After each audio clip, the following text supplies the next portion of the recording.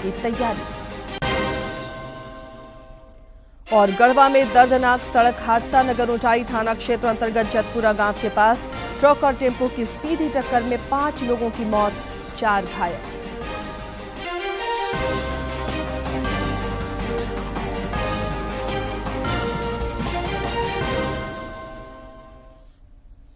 नमस्कार, खबरें झारखंड में आपका स्वागत है। मैं हूं आसिया नाजली और अब समाचारों पर नजर डालते हैं विस्तार से।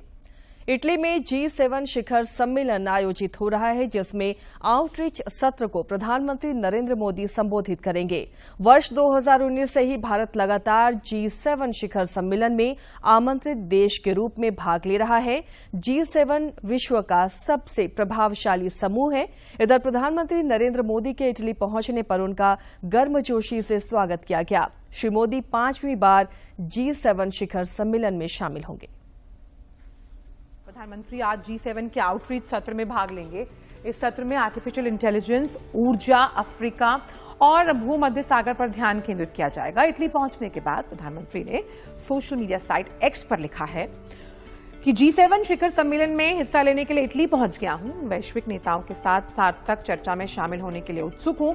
हमारा लक्ष्य साथ मिलकर वैश्विक चुनौतियों का समाधान करना और उज्जवल भविष्य के लिए अंतर्राष्ट्रीय सहयोग को बढ़ावा देना है, तो ये यात्रा बेहद अहम है।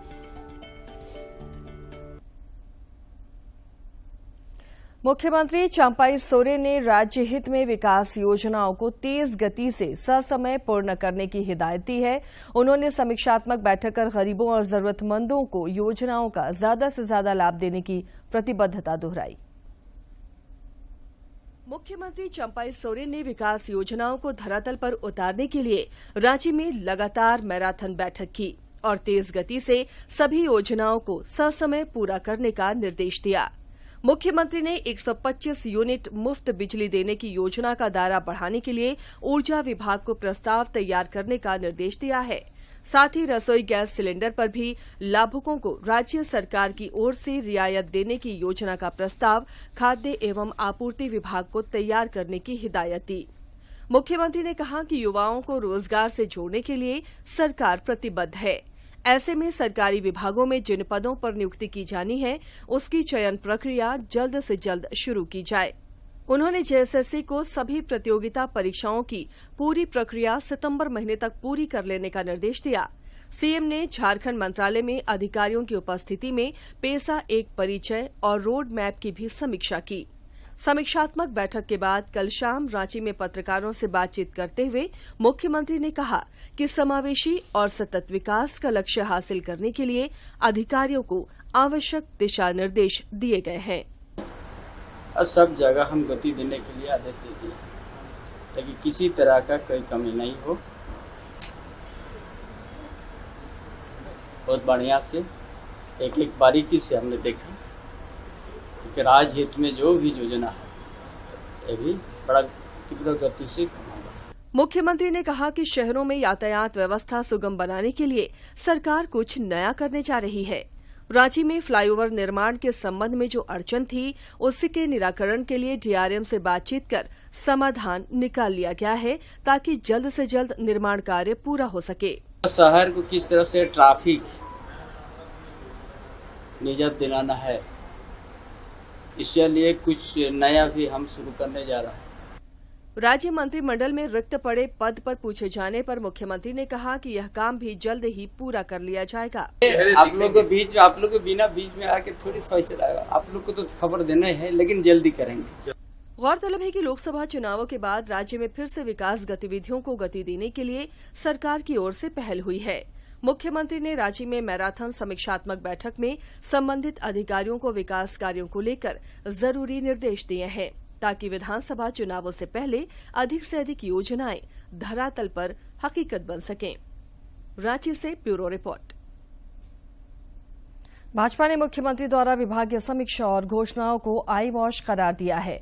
पार्टी के प्रदेश महामंत्री और राज्यसभा सांसद डॉक्टर प्रदीप वर्मा ने आरोप लगाते हुए कहा है कि राज्य की गठबंधन सरकार ने पिछले 4.5 वर्षों में राज्य को सिर्फ लूटने का काम किया है। इसलिए जनता ने लोकसभा चुनाव में इंडी अलायंस को आईना दिखा दिया है। श्री वर्मा ने कहा कि राज्य के 50 से ज्यादा विधानसभा क्षेत्रों में जनता ने एनडीए को जीत दिलाई है। कोलेबिरा विधायक नमन विक्सल कोनगाड़ी ने कल मुख्यमंत्री चंपाई सोरेन से झारखंड मंत्रालय में मुलाकात की। इस दौरान उन्होंने मुख्यमंत्री को सिमडेगा जिले में जल जीवन मिशन के तहत हर घर जल नल योजना के क्रियान्वयन में गड़बड़ी की जानकारी दी।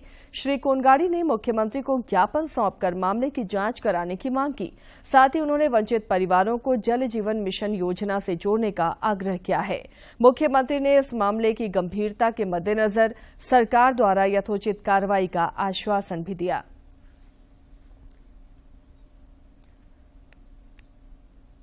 केंद्रीय मंत्रिमंडल में शपथ और पदभार ग्रहण के बाद पहली बार केंद्रीय महिला और बाल विकास मंत्री अन्नपूर्णा देवी और रक्षा राज्य मंत्री संजय सेठ आज रांची पहुंचेंगे। सेवा विमान से दोनों केंद्रीय मंत्रियों का रांची आगमन दोपहर बाद होगा, जहां भाजपा रांची महानगर और ग्रामीण जिला के कार्यकर्ताओं द्वारा उनके भव्य स्वागत की तैयारी की गई है।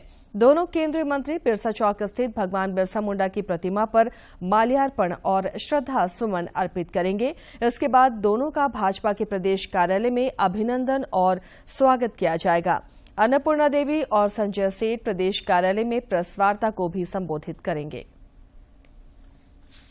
अजीत डोभाल को तीसरी बार राष्ट्रीय सुरक्षा सलाहकार नियुक्त किया गया है।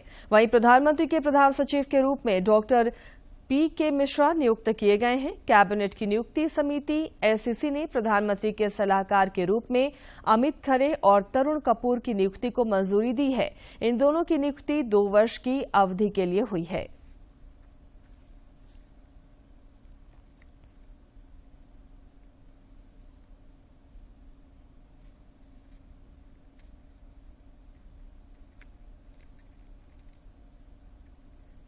झारखंड उच्च न्यायालय ने पूर्व मुख्यमंत्री हेमंत सोरेन की जमानत याचिका पर फैसला सुरक्षित रख लिया है। इस मामले में लगातार 3 दिनों की सुनवाई के बाद न्यायालय ने कल फैसला सुरक्षित रख लिया। सुनवाई के दौरान ईडी के वकील ने जमानत का विरोध किया। उनका कहना था कि जमानत मिलने पर जांच को बाधित करने का प्रयास किया जा सकता है। वहीं पूर्व मुख्यमंत्री के वकील ने जमानत देने की मांग की। गौरतलब है कि पूर्व मुख्यमंत्री हेमंत सोरेन जमीन घोटाला मामले में पिछले कई महीनों से जेल में बंद हैं। केंद्रीय शिक्षा मंत्रालय ने विशेष आवश्यकता वाले सभी बच्चों के लिए अनिवार्य शिक्षा का अधिकार और पीएम पोषण के तहत मुफ्त पोषण संबंधी सहायता सुनिश्चित करने के लिए सभी राज्यों और केंद्र शासित प्रदेशों को दिशा निर्देश जारी किया है। मंत्रालय ने कहा है कि सरकारी या सहकारी सहायता प्राप्त विशेष स्कूलों में पढ़ने वाले सभी बच्चों को निःशुल्क और अनिवार्य शिक्षा का अधिकार प्रदान किया जाए। इनमें निःशुल्क वर्दी, पाठ्य पुस्तकें और प्रधानमंत्री पोषण योजना के अंतर्गत मध्याह्न भोजन भी शामिल हैं। गोड्डा में मधुमक्खियों के छत्तों को बचाने की अनूठी पहल हुई है। देखिए खास रिपोर्ट। अक्सर ऐसा देखा जाता है कि मधुमक्खियां भवनों और ऊंचे पेड़ों पर अपने छत्ते बनाती हैं। इन छत्तों को बेकार समझकर या तो जलाकर या तोड़कर शहद निकाल लिया जाता है। गोड्डा के युवा डीएफओ मोहन प्रसाद ने इन छत्तों को बचाने का एक अनूठा प्रयास शुरू किया है। डीएफओ के निर्देशन में विभिन्न भवनों में लगे मधुमक्खियों के कई छत्तों को सफलतापूर्वक हटाकर दूसरे स्थान पर प्लांट कर दिया गया। हनी बीज दोबारा से रीबिल्ड कर लेती हैं। आप उनके एग्स को डिस्ट्रॉय नहीं करते, क्लीनेस्ट वे है। आप 25 डेज के बाद उसे अगेन हार्वेस्ट कर सकते हैं। देन अगेन आफ्टर 25 डेज, तो जहां से आपको मान लीजिए किसी छत्ते से 3 किलो शहद मिलना था, 3 बार हार्वेस्ट करके आप 10 किलो शहद भी ले सकते हैं। मधुमक्खियों को भी बचा सकते हैं। डीएफओ श्री प्रसाद ने कहा कि इन बड़े मधुमक्खियों के छत्तों से पैसे भी कमाए जा सकते हैं। इससे रोजगार सृजन भी होगा और मधुमक्खियों को बचाकर पर्यावरण भी बचाया जा सकेगा। वर्तमान ट्रेंड जो है वो है कि मधुमक्खियों को धुआं करके जला देना, मार देना। उसके बजाय आप दूसरे तरीके अपना सकते हैं। सस्टेनेबल हार्वेस्टिंग की जा सकती है बिना किसी वायलेंट तरीके के। मधुमक्खियों के छत्तों को बचाने की मुहिम की कड़ी में लोगों को इसका बाकायदा प्रशिक्षण भी दिलाया जा रहा है। प्रशिक्षण लेने वाले रंजीत और संतोष ठाकुर ने कहा कि अब गांव में मधुमक्खियों के घरों को जलाया नहीं जाएगा, बल्कि शहद निकालकर फिर से उसमें शहद आए, ऐसी कोशिश की जाएगी। मधुमक्खी को मतलब निकालना है, कैसे रस्सी फेंकना है, उसको कैसे बर्तन में रखना है, कैसे कटिंग करना है। हाँ, ये सब सीखे सर। फिर यहाँ पर सीखने के बाद हमको पता चला कि वो हाथ से निचोड़ना नहीं है, उसको चाकू से परत से काटा जाता है और वो रस जो है वो अपने आप जो है निकल जाती है। उम्मीद की जा रही है कि गोड्डा के युवा डीएफओ मोहन प्रसाद का ये अभिनव प्रयोग दूसरों को भी इस ओर प्रेरित करेगा, जिससे न केवल पर्यावरण संरक्षण को बढ़ावा मिलेगा बल्कि इससे किसान अपनी आमदनी भी बढ़ा सकेंगे। गोड्डा से रंजन कुमार की रिपोर्ट। केंद्र सरकार ने कहा है कि गेहूं के बाजार मूल्य पर कड़ी निगरानी रखी जा रही है। उपभोक्ता मामले, खाद्य और सार्वजनिक वितरण मंत्रालय ने एक बयान में कहा है कि जमाखोरी को रोकने और गेहूं के बाजार मूल्य में स्थिरता बनाए रखने के लिए उचित उपाय करेगी। देश में गेहूं की कोई कमी नहीं है। साथ ही खाद्य और सार्वजनिक वितरण विभाग गेहूं के बाजार मूल्य पर बारीकी से नजर रख रहा है। उपभोक्ता मामले, खाद्य और सार्वजनिक वितरण मंत्रालय ने जानकारी देते हुए बताया कि जमाखोरी रोकने और कीमतें स्थिर रखने के लिए सरकार गेहूं के बाजार मूल्य पर कड़ी नजर रख रही है। मंत्रालय ने यह भी कहा कि मौजूदा रबी विपणन सीजन 2024 के दौरान 112 मिलियन मैट्रिक टन गेहूं के उत्पादन की सूचना दी है। सरकारी स्वामित्व वाले एफसीआई ने 11 जून तक करीब 266 लाख मैट्रिक टन गेहूं की खरीद की। मंत्रालय की माने तो सार्वजनिक वितरण प्रणाली और अन्य कल्याणकारी योजनाओं के लिए अनुमानित 1.84 करोड़ टन की जरूरत पूरा करने के बाद आवश्यकता पड़ने पर बाजार में हस्तक्षेप के लिए पर्याप्त गेहूं स्टॉक उपलब्ध होगा। देश में 1 जनवरी 2024 तक गेहूं का buffer stock 138 lakh metric ton के निर्धारित बफर मानदंड के मुकाबले 163.53 लाख मैट्रिक टन था। मंत्रालय ने कहा कि गेहूं का स्टॉक कभी भी तिमाही बफर स्टॉक मानदंडों से नीचे नहीं गया। दरअसल तिमाही बफर स्टॉक साल भर अलग अलग होता है।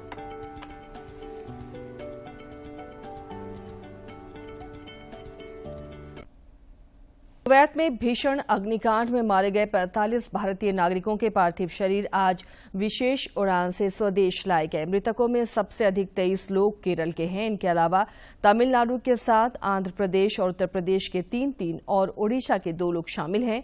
वहीं बिहार, पंजाब, कर्नाटक, महाराष्ट्र, पश्चिम बंगाल, झारखंड और हरियाणा से एक व्यक्ति शामिल हैं। बढ़ते हैं आगे खबर गढ़वा से, जहां नगर उंटारी थाना क्षेत्र के राष्ट्रीय राजमार्ग संख्या 75 पर जतपुरा गांव के पास ट्रक और ऑटो की सीधी टक्कर में ऑटो पर सवार 5 लोगों की मौत हो गई, जबकि 4 अन्य घायल हुए हैं। सभी घायलों का इलाज कढ़वा सदर अस्पताल में चल रहा है। घटना के संबंध में बताया जा रहा है कि एक ऑटो में बैठकर सभी लोग Nagar Untari railway station Shaktipunj express पकड़ने के लिए जा रहे थे। इसी दौरान उत्तर प्रदेश से गढ़वा की ओर से आ रहे एक ट्रक से ऑटो की सीधी टक्कर हो गई, जिससे यह दर्दनाक हादसा हुआ। और चलिए अब देखते हैं फटाफट अंदाज में जिलों की खबरें।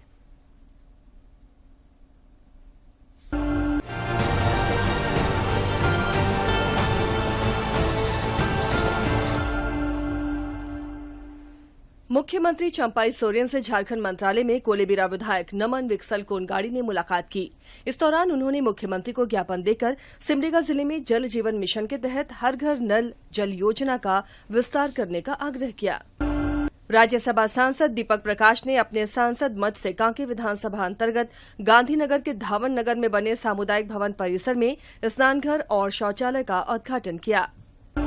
पश्चिमी सिंहभूम समाहरणालय सभागार में उपायुक्त और पुलिस अधीक्षक की मौजूदगी में आने वाले बकरीद पर्व के मद्देनजर विधि व्यवस्था को लेकर बैठक का आयोजन किया गया। इस दौरान उपायुक्त ने शांति और सौहार्दपूर्ण वातावरण में त्योहार संपन्न कराने को लेकर संबंधित अधिकारियों को जरूरी हिदायत दी।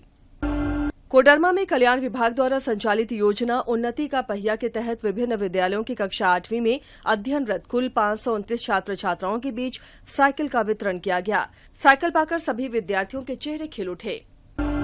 गुमला में आजीविका संवर्धन की दिशा में एक महत्वपूर्ण पहल की गई है। इस सिलसिले में राष्ट्रीय कॉन्फ्रेंस के दौरान हंस फाउंडेशन और एमवीएम बाघीमा फार्मर प्रोड्यूसर कंपनी के बीच एमओयू किया गया है। गुमला की दीदियां अब राज्य की 10,000 किशोरियों के लिए प्रति माह 1.5 लाख रागी लड्डुओं की आपूर्ति कराएंगी।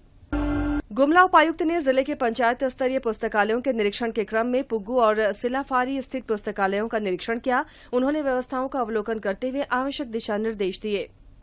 सरायकेला राजनगर के फुटबॉल मैदान मतकाम बेड़ा में मुख्यमंत्री के 16 जून को संभावित आगमन को लेकर उपायुक्त ने कार्यक्रम स्थल का निरीक्षण किया। इस दौरान उन्होंने शिलान्यास, उद्घाटन सह परिसंपत्ति वितरण कार्यक्रम की तैयारी को लेकर संबंधित पदाधिकारियों को आवश्यक दिशा निर्देश दिए।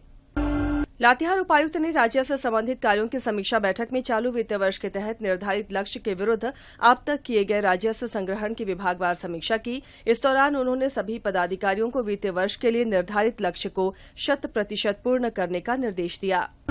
रांची में पुलिस ने चान्हो थाना क्षेत्र में एक पिकअप वाहन लूटकांड का उद्भेदन करते हुए इस मामले में चतरा से एक शख्स को गिरफ्तार किया है।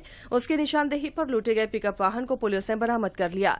इस लूटकांड में शामिल अन्य आरोपियों की गिरफ्तारी के लिए पुलिस छापेमारी कर रही है।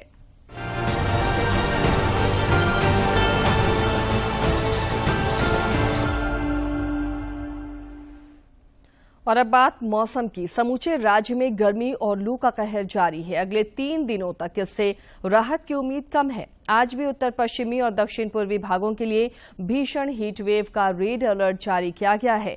वैसे राज्य के कई हिस्सों में भी हीटवेव के हालात बने हुए हैं, लेकिन उसकी तीव्रता थोड़ी कम है, जिसके लिए ऑरेंज और येलो अलर्ट जारी हुआ है। खास बात यह है कि राज्य के कुछ इलाकों में हल्की बारिश का भी पूर्वानुमान है।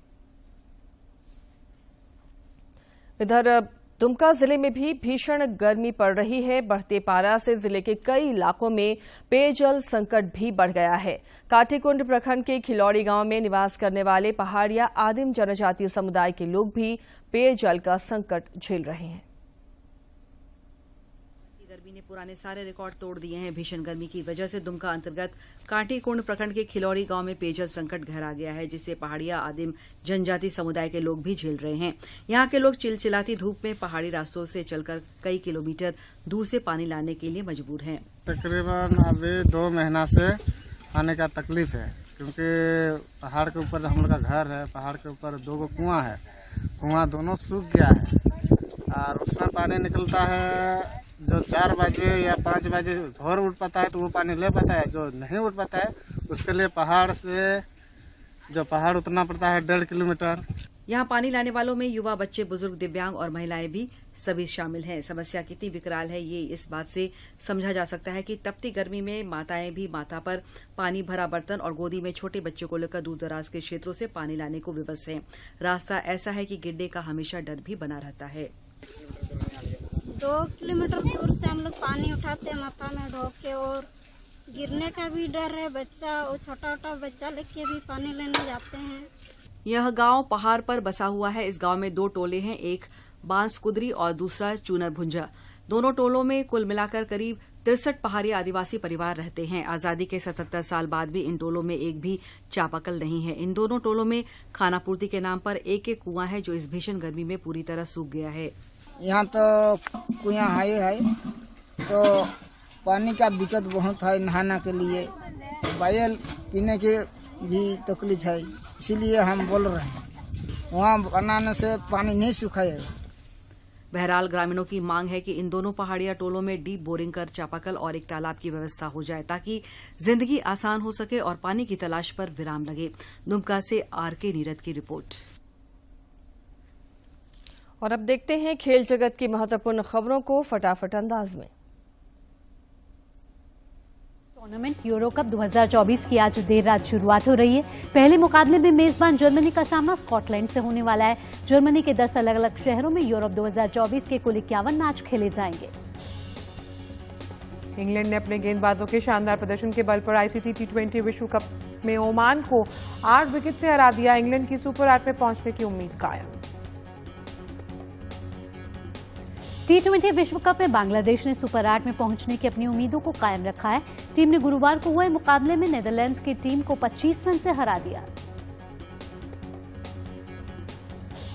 आईसीसी T20 विश्व कप में आज अमेरिका का सामना आयरलैंड से होगा। जीत अमेरिका को पहुंचाएगी सुपर 8 में।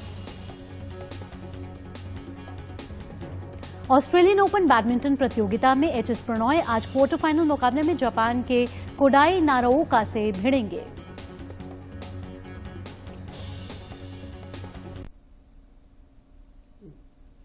देश दुनिया में आगामी 21 जून को अंतर्राष्ट्रीय योग दिवस मनाया जाएगा। इस वैश्विक पर्व को मनाने के लिए दुनिया भर में उत्सुकता देखी जा रही है। योग दिवस के आयोजन से जुड़ी महत्वपूर्ण बातों को इस रिपोर्ट के माध्यम से जानते हैं।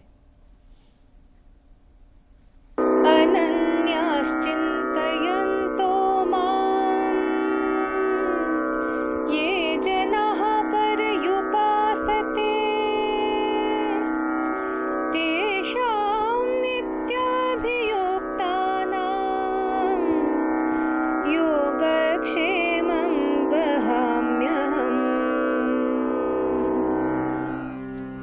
जो अनन्य भक्त मेरा चिंतन करते हुए मेरी उपासना करते हैं, मुझ में निरंतर ध्यानस्थ होते हैं, उनका योगक्षेम अर्थात अप्राप्त की प्राप्ति और प्राप्ति की रक्षा मैं वहन करता हूँ।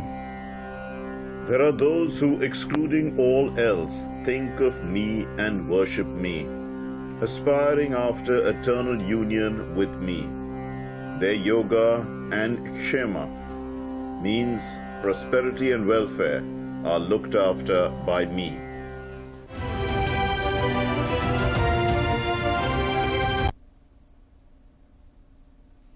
और आज के योग सूत्र में जानते हैं हाइपोथायराइडिज्म के बारे में और योग किस तरह से इसके बचाव में हो सकता है कारगर।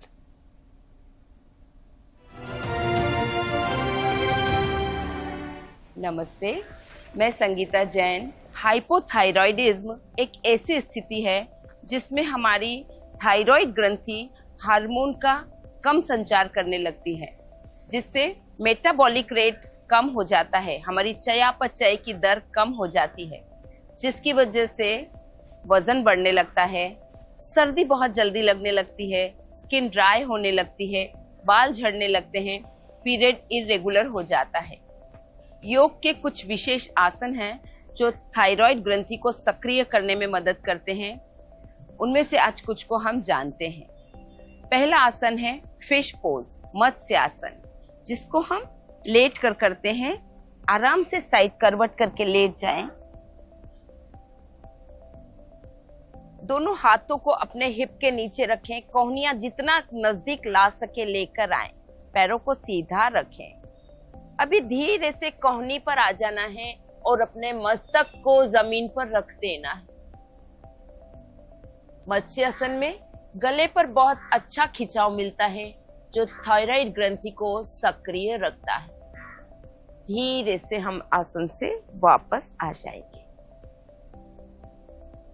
दूसरा आसन है सेतुबंध आसन, जिसमें पैरों को फोल्ड करेंगे, हाथों को साइड में रखेंगे। श्वास लेते हुए अपनी कमर को पूरी तरह ऊपर उठा लेंगे। देखिए गर्दन पर एक बहुत अच्छा दबाव पड़ रहा है। दबाव जब छूटता है तो यहाँ पर ब्लड का फ्लो बहुत अच्छा होता है, और जब ब्लड का फ्लो अच्छा होता है तो थायराइड ग्रंथि बहुत अच्छे से सक्रिय होकर कार्य करती है। तीसरा आसन उल्टे लेटकर हम करेंगे भुजंग आसन।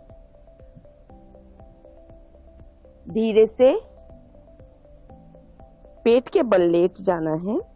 दोनों हाथों को कंधे के नीचे रखेंगे, मस्तक जमीन पर रखेंगे। श्वास लेते हुए अपने ऊपर के भाग को, शरीर के ऊपर के भाग को पूरी तरह ऊपर उठाएंगे, सामने देखेंगे। गर्दन के क्षेत्र में बहुत अच्छा खिंचाव मिल रहा, जिससे ये पूरा क्षेत्र बहुत अच्छे से सक्रिय होकर थायराइड ग्रंथि अच्छे से कार्य कर पाती है।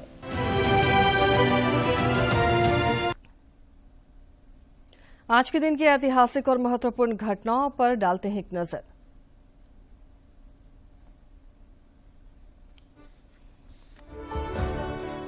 चौदह जून साल 2004 से वर्ल्ड ब्लड डोनर डे यानी विश्व रक्तदाता दिवस मनाने की शुरुआत हुई।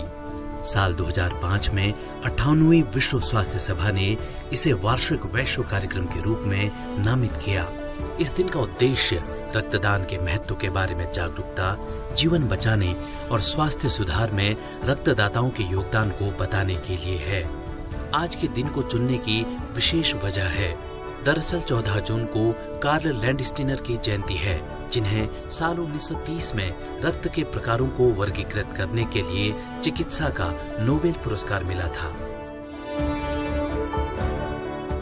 14 जून साल 1940 में दूसरे विश्व युद्ध के दौरान जर्मन सेना फ्रांस की राजधानी पेरिस में दाखिल हुई थी।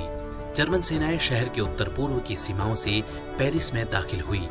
खून खराबी की आशंका से फ्रांस के गवर्नर ने कुछ ही दिन पहले पेरिस से फ्रांसीसी सैन्य बलों को हटने के आदेश दिए थे। आपकी जानकारी के लिए बता दें, हिटलर के नेतृत्व में जर्मन सेना ने पश्चिमी यूरोप पर मई 1940 से हवाई हमले शुरू कर दिए थे। जून महीने की शुरुआत में ही जर्मनी सहयोगी देशों की सेनाओं को पछाड़कर उत्तरी फ्रांस में दाखिल हो गया था। इसके बाद जर्मन सेनाओं ने डनकर्क के बंदरगाह पर भी कब्जा कर लिया था।